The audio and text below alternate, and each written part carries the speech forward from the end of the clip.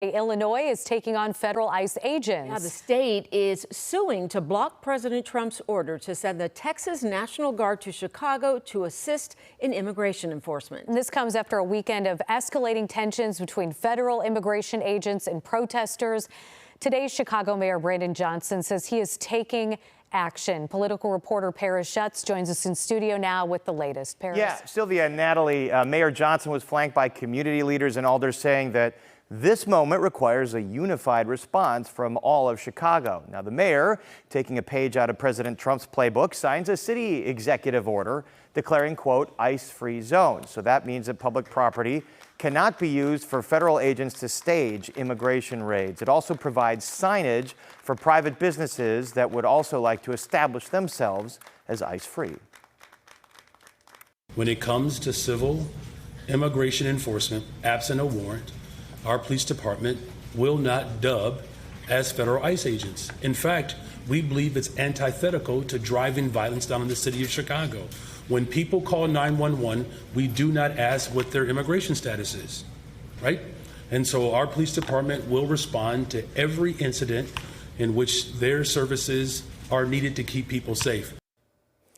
Now, it's unclear what legal weight that this executive order carries. ICE and federal agents have repeatedly asserted the supremacy clause of the Constitution, saying they don't have to abide by local or state rules, that federal rules supersede those things. So the mayor says he's not going to make Chicago police enforce it, but if the ICE violates this order, then perhaps the law department will step in with legal action. Now, you also heard the mayor addressing the reports this weekend that the CPD chief of patrol ordered vehicles and officers not to respond to a request for help from a ICE agent. That's something that's gone viral all weekend. The mayor saying that under sanctuary laws, local police cannot assist in immigration raids. But we are going to hear from Chicago Police Superintendent Larry Snelling on that issue that's caused a lot of controversy this week. And he's going to address the media at the top of the hour on that. A lot of moving parts here, Natalie. Absolutely. And I understand we're going to carry that for folks as well. We'll be carrying that live. Thank you, Paris.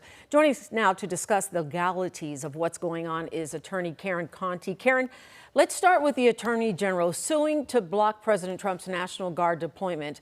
And I want to put part of what that lawsuit said on screen for you here. And in that, the AG says the Trump administration's illegal actions have subjected and are subjecting Illinois to serious and irreparable harm. The deployment of federalized National Guard, including from another state, infringes on Illinois' sovereignty and right to self-governance. Let me get your response to this lawsuit and the merit here.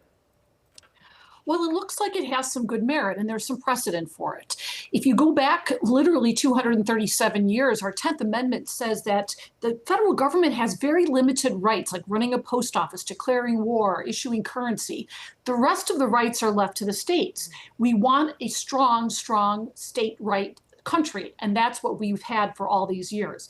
Then there was a law passed called the Posse Comitatus Law, and that's been on the books for 137 years, saying the president cannot federalize military troops and bring them into the states to enforce domestic laws. Cannot do that.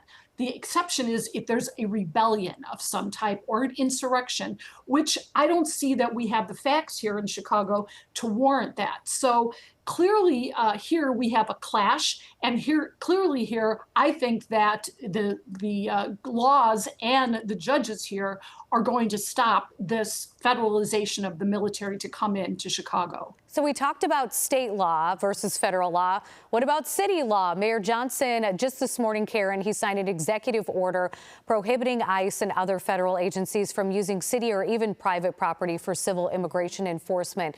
So we're talking about private businesses, schools, parks, libraries, all off limits to federal agents without a valid warrant.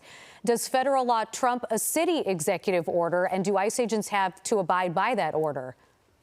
The federal government doesn't have authority to use city property to do its work unless there is a warrant. And that's the operative thing. When ICE is going into public properties, it cannot go into private properties or public properties to do anything at all unless it has a warrant. And so I think that this executive order is going to trump, pardon the pun, federal law in this case. And we also have a consent decree that was issued probably 2 years ago that says the police in our city cannot aid the federal government in deportation and immigration things. So we have layers and layers of rules and laws already on the books that would prevent ICE from doing what it's doing, and certainly the military or federalized troops from coming to Chicago. I have to ask you, Karen, because we saw an alderman who was arrested because she was asking to see a warrant from a federal agent, and the federal agent did not show the warrant to that alderperson. That alderperson was arrested.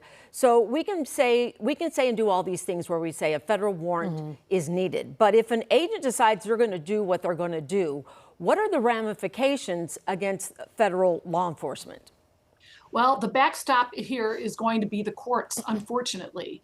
So, if ICE is being told to do what it's doing, clearly it's going to be an after-the-fact remedy. And clearly, if the facts are as we think they are with this alderperson, if all she was doing was saying you can't come in here without a warrant, then she's going to be vindicated in court. But the fear here is that there's going to be a lot of people harmed in the interim. And to that point, that it's going to take the courts to make a decision. I mean, we saw in Los Angeles when they sent the federal guard in there a few months ago. I mean, the federal guard was almost gone from the city by the time it finally worked its way through the courts. So this isn't a speedy process. It isn't, but I think that the courts now are going to be poised to do this on a speedy basis. We saw this in Oregon just on Sunday. A judge up there said you cannot bring in these federal troops.